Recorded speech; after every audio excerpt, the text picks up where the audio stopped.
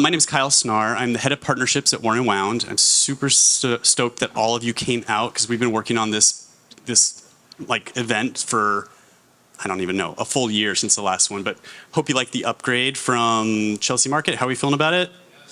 All right, great. We're gonna stick around here. So, because I'm the guy who puts on the programming, I get to choose if I do my own panel, and I wanted to do this one very, very badly, so I'm doing it. I am a big time watch guy. I'm also a big time gear guy, and I love those two things. And for me, I think that the Venn diagram of the watch fanatic and the gear junkie are way more overlapping than we give credit to it. I think all of us come here because we love watches, but I know for me, if I care about what's on my wrist, I care deeply about what's in my pocket, I care about what's on my feet, I care about what my backpack is and how it functions, and all that together is an important part of my love of watches, is how it fits into my whole kit. So today, I've got a really amazing guest that I'm super excited to have here. All of these folks, I think, feel the same way I do about gear and watches. But we'll go ahead and kind of go down here, and then I'm going to introduce each of them, and then I have a question that we'll get an answer from each. But I have got with me the founder and creative officer at the James brand, Ryan Coulters. Give him a hand. Big fan of their stuff. If you haven't checked it out already, definitely go upstairs and check out the James brand. I've got my good friend, a man of many talents. He runs brand marketing at Tornick Rayville. He's a primary contributor to the Worn and Wound editorial franchise Toolkit. Hopefully you guys readers of Toolkit. John Gaffney, so give him a hand. And last but not least, another multi-talented individual, the one and only Kat Shoulders. She's the Worn and Wound's production manager, and as you know, she's also an amazing photographer, podcaster, and bona fide gear junkie, Kat Shoulders. So, awesome. So here's the thesis real quick. So we as humans, we're born into this world. We don't have claws. We don't have sharp teeth. We don't have fur. We need stuff to survive, right? We need things. We can't live without them. So, with that idea, I came across this really cool doctrinal dissertation, and it was by the name of a gal by the name of Kristen Scott, and she identified two kinds of a word that I think has really kind of interesting connotation. Two kinds of materialism, right? When you hear the word materialism, you're like, oh, materialistic. I don't want to be materialistic, right? But like I said, we don't have claws, fur, or sharp teeth. We need things. And she identified these two things as terminal materialism and instrumental materialism. And she defines terminal materialism as the quest for the object. Once you get it, the story's over. And then she defines instrumental materialism as once you get that thing, the story begins. So for me, I really think that's an interesting idea, and that's what we're going to be talking about today. So first things first, we're going to turn to our amazing panel. As I go through, let's do a little wrist check, because that's always fun. I am, just so you know, I'm wearing my Tudor Black Bay 36 blue dial. Love it. Awesome. Like every day, kind of go anywhere, do anything, watch. So here's my question, and let's go down the line here. When did you first realize that you had a connection or a fascination with gear that went beyond a healthy relationship with an object? And what was that item that helped you realize that, and maybe give us that wrist check along the way? So Ryan, why don't you start? Sure. So wrist check. I'm wearing the James brand times Timex collaborative watch, white dial, titanium. The second one that we've done with them. There's two more coming, but whoa, you heard it here first, folks. But yeah, I love this watch. But my first, it's funny, and it probably explains a lot. But my first sort of unhealthy love affair with an object was a Swiss Army knife that I got from my grandmother as a Christmas present. And I remember when I got it, first, that was an expensive gift for us. It was a big deal. And second, it denoted some level of trust, like that she trusted me with the responsibility of actually having a pocket knife. And I didn't really have a use case for it at the time. Like, there was no specific reason that I wanted it. And I said this to somebody else at the booth earlier, but I remember I spent so much time cleaning that thing, like with in there with my Q-tip and oiling it, and I polished it all the time. Like that thing just got an amazing amount of attention for me and almost no use. But it was a really big deal for me to have the object and for me to have been given the object from my grandmother. And I kept it like in the box and I kept it by my bed, and it was super important to me. I wish I knew where that one was now, but that was the first time that I can actually sort of remember having that kind of relationship with a thing. That's awesome. Thank you so much. I'm sure we can all kind of feel that way too. John, what about you, man? All right, so I am wearing a Mark II Project 300 today, which has become one of my go-tos. As far as a unhealthy relationship with things, I don't know that I'm really ready to fully admit that yet. But, you know, kind of realize this stuff more in the rear view mirror than in the moment. Definitely have a Swiss Army knife story myself, but for me, it would more be probably in high school, like really liked Pilot pens, so V2 pens or the G2. And, you know, taking notes in high school, everybody else would be using a, in my opinion, Bic. crappy Bic or ballpoint. And I wanted like the roller ball or the gel pen, and I would make sure it was always in my backpack and be pissed when I lost it. And then never really lost it. And I think at that point you understand, like, I care about this thing and also what this thing does, because it made the experience of writing notes less crappy in high school. And so I would say then. That's awesome. I had a friend who had an unhealthy obsession with a Parker pen. And whenever I talked to him, he would just look at me and go about it. He'd go, "It's not plastic, it's machinery." I just thought It's different. Yeah. Yeah. Yep. Cool. All right, Kat, bring us home. Thank you, Kyle, and thanks for having me too. I kind of wish people could get an inside look on the conversations that you and me have every day at work, and we nerd out about gear for minutes to hours sometimes. I'm actually wearing my IWC Pilot chronograph. This is the collective edition, the CO3, and it's a pretty recent purchase for me. And yeah, I've been really loving it. One of the things that I remember that really got me into kind of gear and watches was actually watches when I was a little girl. It's funny, I grew up with brothers and cousins and male cousins, and I was so jealous of their G-Shocks and their Casio watches, while I had like a pink rainbow, Timex, which is no hate to pink rainbow Timexes, but that wasn't what I wanted to wear. I wanted the calculator on the watch. I wanted the things that you could press and had gadgets and all of that. So yeah, I think that's like the earliest memory that I probably have of really getting into the watches and the gear type of thing when I was 5 or 6 years old. I think it's funny that all of us have talked about these things from our youth, but I guarantee we all have those things still around us today. So, these are formative things, right? These are things that actually define who we are and who we become. So you can see what I'm trying to where I'm trying to go with this is like objects are important. And like the idea of materialism has to be defined into two different camps. Speaking of that, so Ryan, can you tell us a little bit, and I remember when you were on the Worn and Wound podcast before I worked with Worn and Wound, and loving that particular podcast. If you haven't heard it, definitely go into the archives and dig it up. But you talked a lot about the philosophy of behind the James brand, how you create those objects, why you create those objects. Tell us a little bit about that, and your thoughts on this idea between like terminal materialism versus instrumental materialism. Yeah, I'd never really heard those phrases until sort of prepping for this and sort of reading through the questions. But I think they're really interesting frames for how we do interact with objects. And in the knife space in particular, like there are two very distinct camps. There are people that spend all of their time like searching out what they would call a grail knife, and then they would call a safe queen, because they're going to buy it and put it in the safe and never use it and then move on to the next one.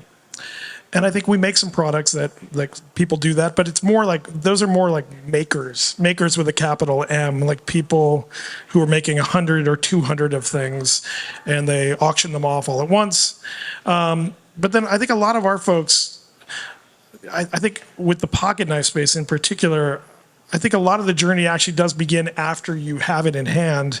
and it becomes sort of indispensable. And we always kind of tell people, like, hey, if you're not used to having like a pocket knife around, if you actually carry one around for a couple of weeks, you'll never be able to live without it again, because you'll use it so many times in that period of time. And that generally kind of holds up to be true. And so for me, initially, I was given, later in my life, somebody gave me a little pocket knife, and I carried it around all the time for decades. And anytime and somebody just said it to me as I walked in, like, oh, I left my knife at home and I feel naked without it. And I ended up feeling like that too. And the thing becomes indispensable. And the journey is actually all of the things that you've done with it. And the patina is a bit of a measurement for how useful and how long you've had it. And so I think both of those concepts are pretty important. But I think for us, the idea of like, hey, the journey is actually going to start for you when you get this stuff and when it enables you to do things that you couldn't do before. So I'm personally more interested in our category and what we're doing with the brand in terms of its functionalism, in terms of its ability to unlock the things that people are trying to do. I love that idea. Like having, it's almost a key to that next kind of activity or adventure that you have, like that notion of unlocking it. Because of an object, you need that object to unlock it. That's a really cool concept. Well, I mean, in the real world, you do. I mean, a whole lot of our brand is kind of based. It's a bit of a pushback on the digitization and, of having everything sucked into your phone and sort of being a simulation. And so, most of the products that we make require real deal physical interactions. I mean, we make pens, we make notebooks, we make pocket knives, but it's there to encourage you to do things in the real world and in the moment, knowing that you've got all these other digitized ways to do things in that world. And so it's a counterpoint to the digitization of everything. If you're out properly using one of our products, you're probably living in the moment and doing something good. You're taking a note, you're drawing a sketch, you're cutting sticks for firewood.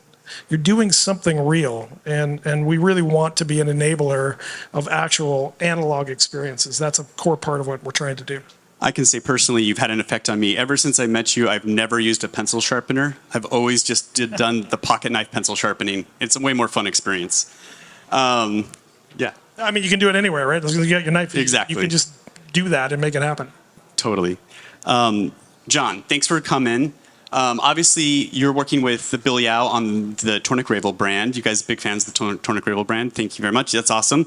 It was clear to me when you guys started that you weren't just interested in simply bringing back a watch brand, but that you had something else in mind. Can you talk a little bit about the TR approach to gear versus watches versus storytelling? Sure, yeah. So the Tornik Ravel company had originally released one watch and then disappeared and dropped off. So in effect, it was that singular watch. So the easy way would have been to bring back one watch and do that, which I think a lot of people would have been totally happy with. But our view was that there was a lot more room for the brand to grow and truly be a brand, and be a brand that, yes, produces watches, but isn't just a watch brand. And that's a semantic difference, but an important one, of being more of a supplier of an ethos, and watches being one of the extensions of that. And so we create other products and other goods around the watches that we release, and that is part of the storytelling as well, of being like, okay, this is the watch that's getting released. What time period would this live in?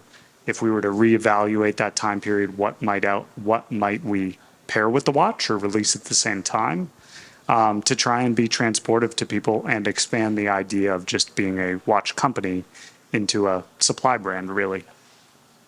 That's awesome. For me, it's like I look at what your products are outside of just the watch, and I have a couple of them, and I'm super, to me, they become, part of the decor of my desk that puts me in a frame of mind. Can you talk just a little bit about, do you guys think about that? Do you think about when this isn't Desk being decor? used? Well, when it isn't being used, what can it do for the storytelling of your brand? Yeah, I mean, I think I'm laughing at desk decor because my desk is just a bombshell at home, and there's usually a half a dozen watches sitting on it. So, yeah, I mean, we think about we think about the time periods that you're not using the watch. I mean, there's a lot of dive watches and field watches, right? So you're ostensibly out in the water or in the mountains or in the field using them. But most of us are at our desk doing other things, taking notes, analog, drinking coffee. And so, yeah, we think about the places that aren't just out in the field, but when you come back, and some of that's inspired by the military process because they're military tool watch inspired. And some of it's more, adventurous mindset throughout the years. Yeah. Awesome. Cool. And we're gonna just so you know, we'll open it up to the audience for some Q&A here at the end. So, Kat, as a gear fanatic, as a watch enthusiast, and a professional photographer, from all of our conversations, I feel like that you have this ongoing quest, right? It's the quest to find the perfect all-around setup, from the bag to the stuff. Tell us a little bit about that quest and where are you in your search and how do you know when you've arrived? Yeah, I think it's a never-ending quest, I think, and it's something I think about with watches too, and I think a lot of people here are probably going to agree that the hunt or the journey to get the watch or the knife or the bag or whatever that is more fun than sometimes having that thing itself. And I think a lot of people sort of side with that a lot, and I enjoy it. It's so much fun for me to try out as many things as possible. I laugh and say, YOLO, you only live once, right? And so I want to experience as much as I can. I think for me, the perfect piece of gear, the perfect watch, does not exist. In my head, it does, but in reality, it doesn't. And there's things that are very, very close, and I know when I have those things, it's just, there's this magical aspect of like, this is just nearly there. And I have that watch, and I have that knife, and I don't have the bag yet. I'm still working How many on the bags do you have? Let's be honest. Do you have more bags than watches? Yeah, yes. Okay. So that says a Enough lot. said. Yeah. But, and I try to look for these things that are going to make my life easier. So I look for watches. The watch I'm wearing today is very easy to read at a glance. And when I'm on a shoot or when I'm working, I want to quickly be able to tell the time. And same with a knife. I don't want to fumble in my pockets to get it out. I want it to be really easy to unfold. And just all these things that, I like the tactile feel of, but I also make my life and daily life a lot easier. Awesome. Very cool. Ryan, I'd like to kind of switch to you. You've kind of alluded to, obviously you're wearing your collab with Timex, which we all love, and I was telling him before, it's definitely made the case at Worn and Wound as one of those objects that we really, really like. Can you tell us a little bit about that process of making that leap? Obviously, you make a lot of different EDC goods at the James brand, but I was curious, like, what said to you, okay, watches can be a category that we have permission slip to step into? Well, I mean, the focus of our brand and kind of the reason we existed was that the historic knife companies that we were competing against were really rooted in either sort of tactical or sort of faux tactical positioning, or like sort of, hook and bullet, like hunting and fishing. And this other idea of like everyday utilitarianism wasn't really a part of the story. And so I carried my products were products from those brands, but it didn't really feel right. And so watch as a culture, watches were very much a part of this. Hey, it's day in, day out. What decision am I going to make today? Like, what thing am I going to actually pull out of the case and wear today? And so for us, I think having that connection to the temporal idea of a day was really important. And then so in a lot of ways, the watch category was sort of the best representation of that. The other thing was that, what we've seen happen with watches, I think has been really interesting in that you could make this case that they're not functionally needed right now. There's lots of other ways to solve a lot of those problems, but culturally, they're stronger than ever. And I think that's rooted in kind of this analog pushback against digital everything. And we wanted to be a part of that too. And so, we've really tried to sidle up with watch people, watch culture, and be a little bit of that connective tissue kind of between the wrist and the pocket. Because, what got me into this whole project in the first place was looking at places like everydaycarry.com and looking at laydowns, and there was always like watch, knife, pen. John, runs a whole blog called We'll talk about it. Watch, knife, pen, and these other things. And it's like no one had ever really tried to pull those together in any way. And so for us, we wanted to say to people that were sort of, our customers, like, hey, we're more like this. We think more like this and operate more like this and less like these other sort of historic knife brands. I think it's really interesting, just basing your product strategy on what are the tools for my day. That's a really cool concept. I love that. John, he kind of broke the or segued well to this next question. Let's talk a little bit about, if you don't already follow Watch Knife Pen on Instagram, please do. But John, can you talk a little bit about where that came from and why it started and what it means to you? Sure. First, I'll apologize to anybody who does follow it because I am not consistent about posting there. But when it comes, it's good. So we just savor those moments. So just wait for it. For me, it was, somewhat getting towards this more functional materialism of using the things that I had and forcing myself to evaluate what I was carrying on a daily basis. And for me, watch, knife, pen was kind of the checklist that I really hit before I left in the morning, with the exception of phone, which I don't have any emotional connection to my phone. It's a tool that I'm now required to carry because I'm, like all of us, kind of stuck with it. But watch, knife, pen was the things that I enjoyed picking up every day. And also, to Ryan's point, it kind of felt naked if I left one of those three things at home. So I started snapping photos of them each day and then pairing them a little bit more, being like, this dive watch goes with X knife, or this field watch looks cool with this Leatherman, and having some fun with that. And I think a lot of people responded to that because they are three analog tools that you can easily carry on your body. It's not obtrusive, and they're incredibly functional throughout the day.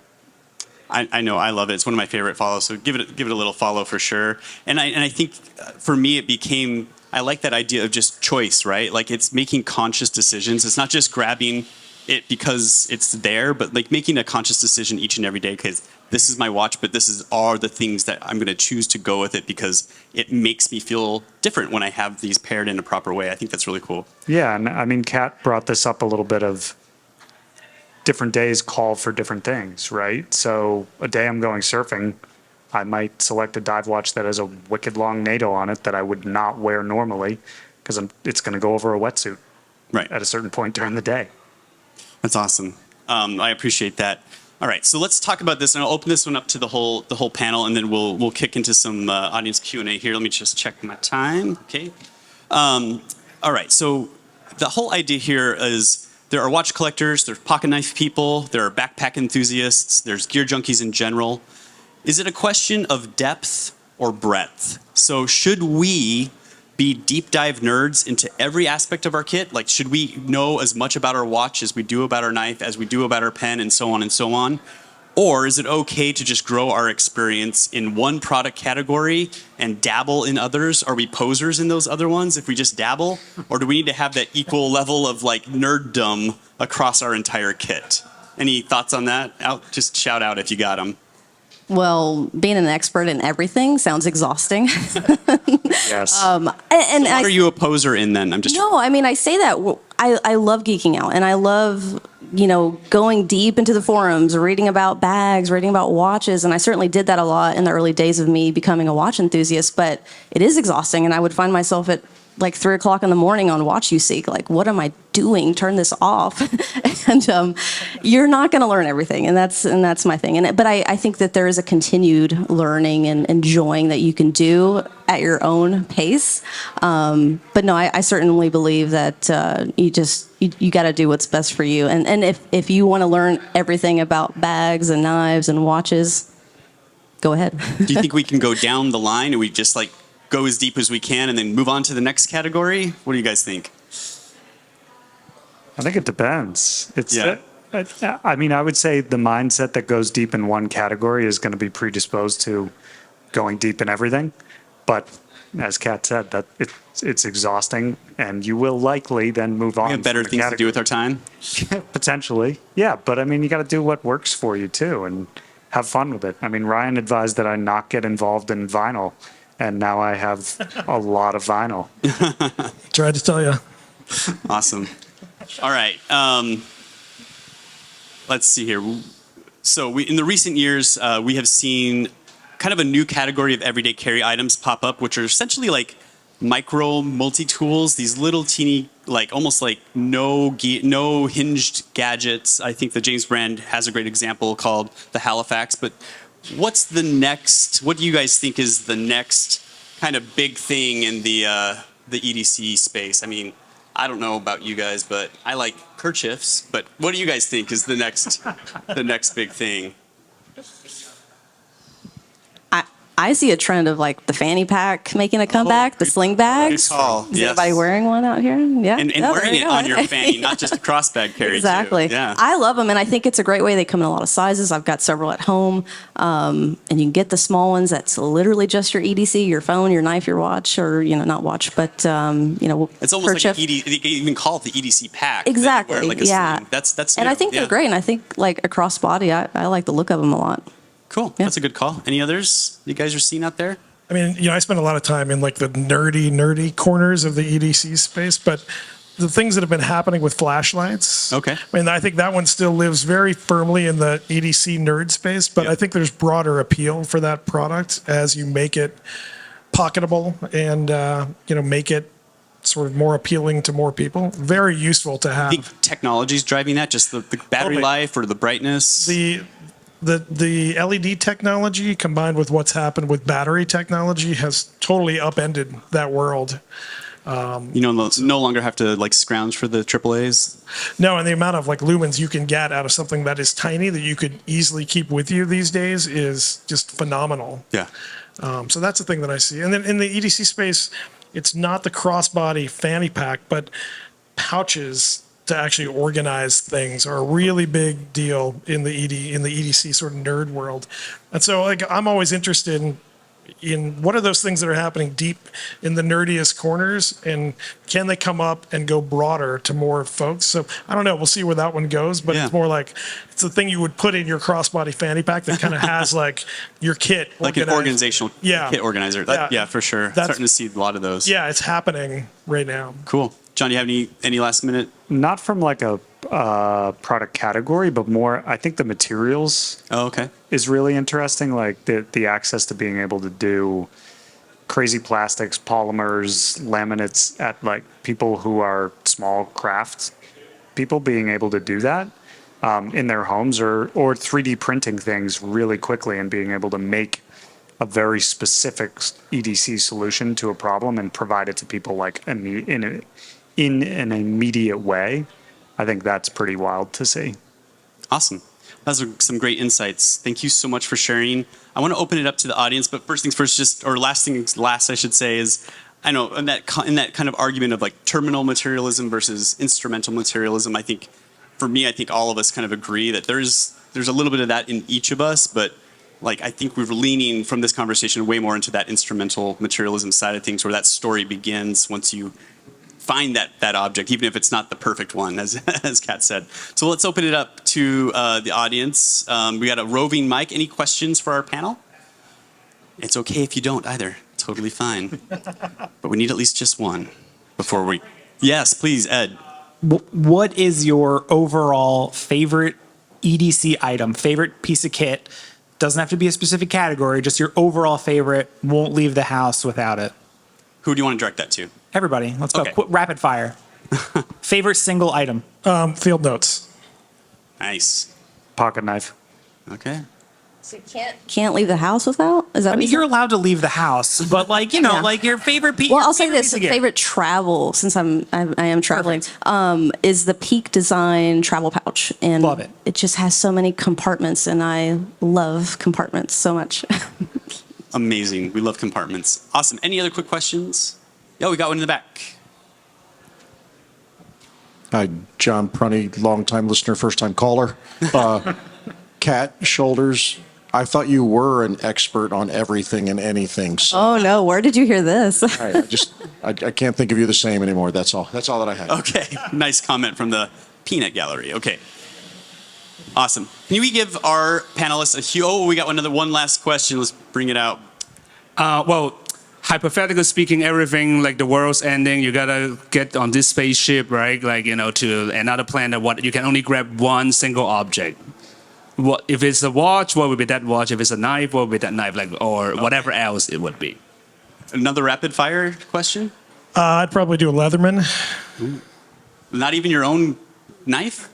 No, not if we're going on a spaceship. Not in that scenario. Right here, folks. Like that's it. Yeah. He's like, not my watch, not my knives, like Leatherman all the way. I mean, Not in a spaceship. I'm gonna go with the same thing. That is the most practical tool for that use case. All right.